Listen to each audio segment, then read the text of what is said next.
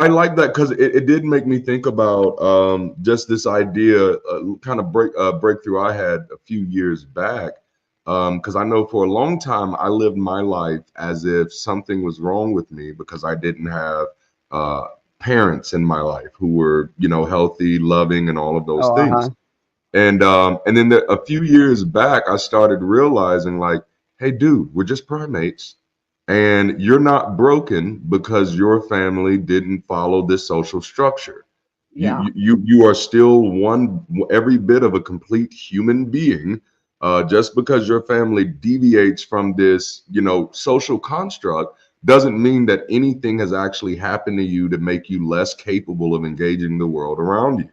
And it was it was an interesting thing to process and to think myself through, because then I had to ask myself, like, how did I allow myself to think something was wrong with me? And that's where I, just realized that the harm that religion does, it goes deeper than just our religious beliefs. This controls how we actually believe about ourselves, believe about the world, because it does make it easier for us not to critically engage anything else that's going on in our lives. At least that was the case for me for a very long time.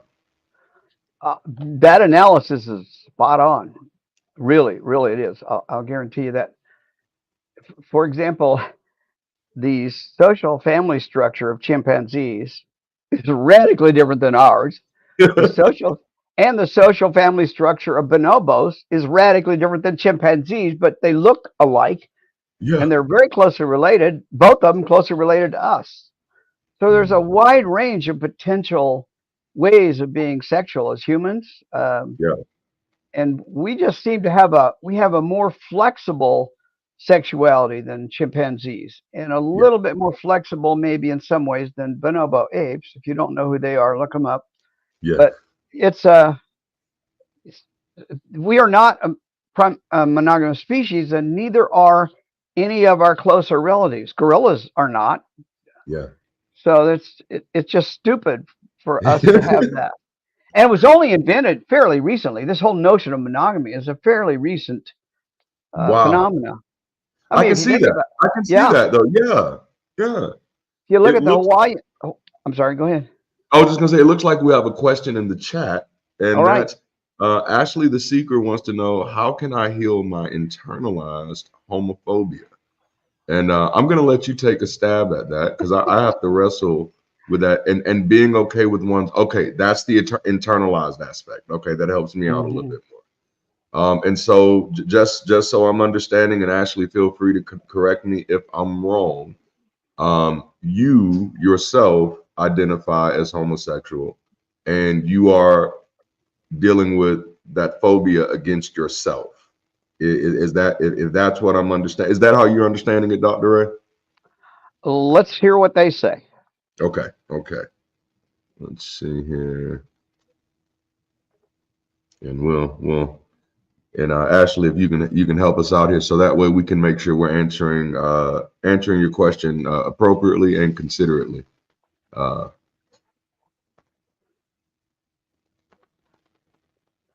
Yeah, it oh, makes a big difference which side you're talking about in terms of absolutely, internalized. yes, Yeah.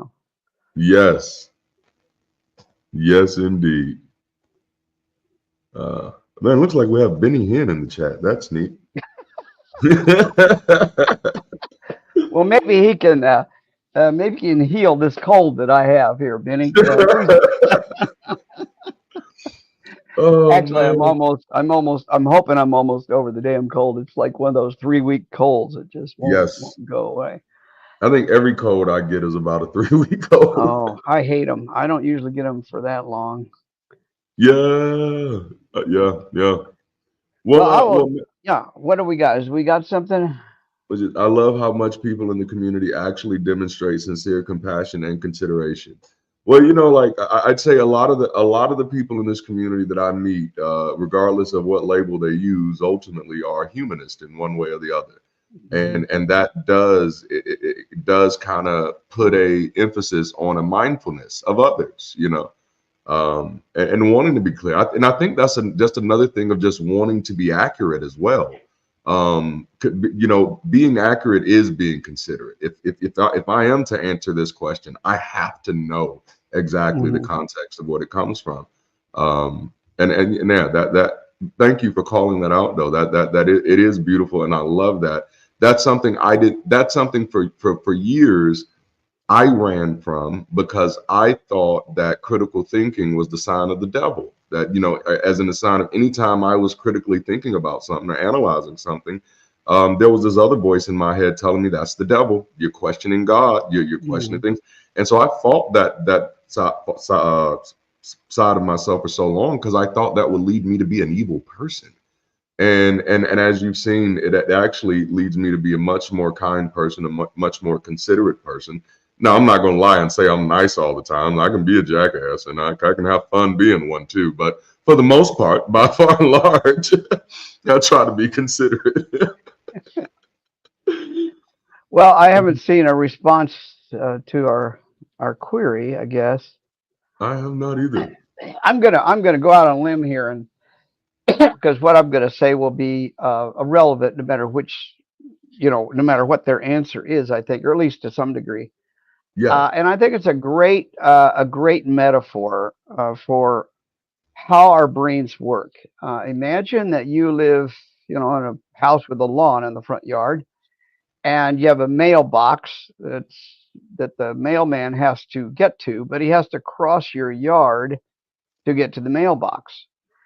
And so, over a period of time, he wears a path through your grass to the mailbox, and then he moves on. Well, one day you decide you're tired of having your grass being trampled, so you pick up the mailbox and you put it to another spot where he can get to it by walking on the sidewalk rather than walking on the grass. A new path. He's going through the sidewalk. And about 6 months later, you'll notice the grass has all grown back. Maybe not as good, but still grown back to the place he had worn his path. Well, that's the way your brain works. When you're very young, when you're an infant and you're being taught these things from your parents, long before you have reached the quote age of reason, which is really about 25 years old for humans, That it's sounds not about right. 5 or 7 or whatever the Catholics say.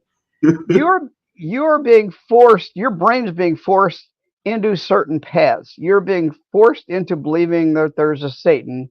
You're being forced into believing that if you hear voices, it must be Satan talking to you, rather than just your own brain working normally. I mean, there's a lot of paths that you're being forced Wow. into. You're being forced into thinking if you don't pray, God's going to condemn you. If you don't say your prayers before you go to bed, you won't wake up in the morning. I mean, all these things can be put into your young childhood brain. And Yes, those sir. are the paths of the mailman. Now, when you get to be an adult, you realize those are bad paths, and they keep leading me to panic attacks, Yes. or flashbacks, or bad things that keep my amygdala in my brain sensitized, so that I can't concentrate on what I want to do, and I end up doing what the church wants me to do rather than what is good for my life. Well, that's why they trained you that way to begin with, so you do what You the just church described wanted. my life. Yeah, That exactly. was the first 28 years of my life for sure. For sure. So Well, it when you looks get like it, we have Ashley back, and this time, instead of her being in the chat, she's going to be on the call with us. It looks like. come So on let's see in. if we can get her on. All right. I'm on. Hi, Hey, Ashley. Welcome Hello. on. Hi. Hello. Thank you for having me. Of thank you course. for Of calling course. in. Yes. So How so can tell we us a help little you? bit more about your So question. I'm sorry. No, you can go ahead. I was just saying, tell us a little bit more about your question. Okay, so I grew up Muslim from the ages of 9. My dad converted at 9, so we followed suit until the age of 37 when I left Islam. And Islam is not very open to LGBTQ. And I always knew that I wasn't that straight, but I always trying to be the good Muslim girl, good Muslim teen, young adult. I always try to really like men or always like gravitate towards try to be married to a man. And I was married to a man for a while, but that didn't work out.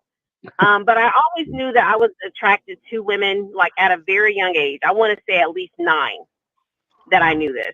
I didn't accept it until I was 16, but I really, really believed in Islam, like to the point where I could just like, I always felt that I had this wonderful connection with Allah.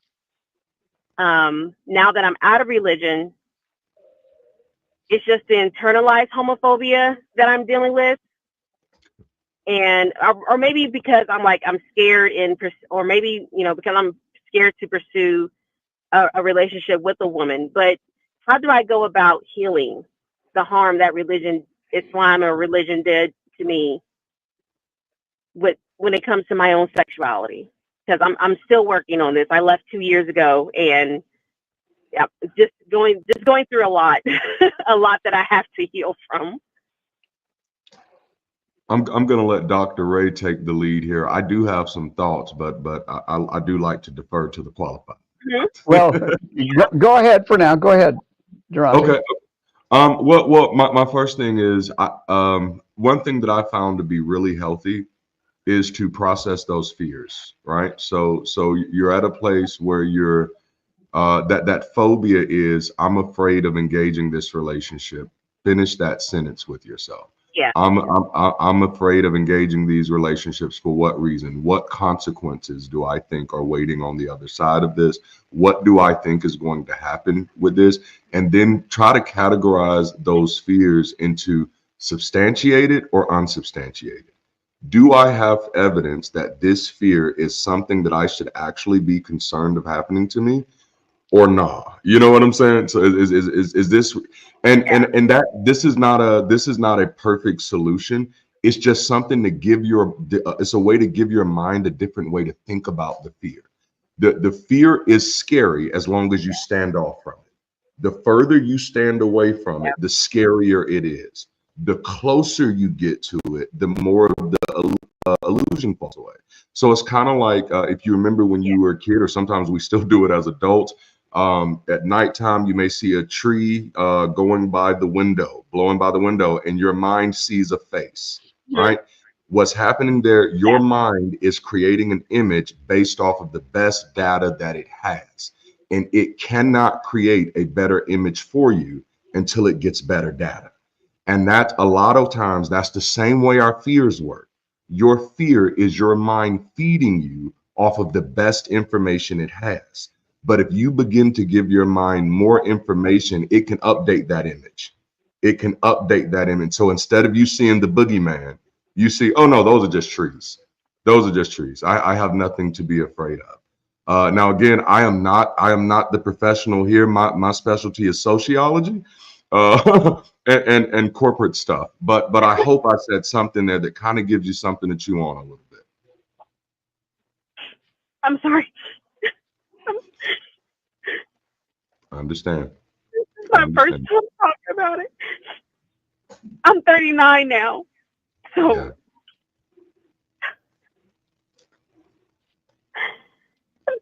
It's okay. Listen, you're human. Like this thing that you're experiencing right now, it's human. Breathe through it and allow yourself to feel it. Like, and that's I think that's the recovering from religion part. That's what the thing that you're experiencing right now, that's called recovery. You're finally being able to breathe, because our truth is not just our identity, it is our experience as well. And what you're being able to do at this moment is to be honest about your experience. And that's what's creating that sense of vulnerability. And I want to make sure that we do our best at this moment to honor that moment, with you. Because it's truly powerful, truly powerful. Are you with us, Ashley? Oh yeah, I'm still here.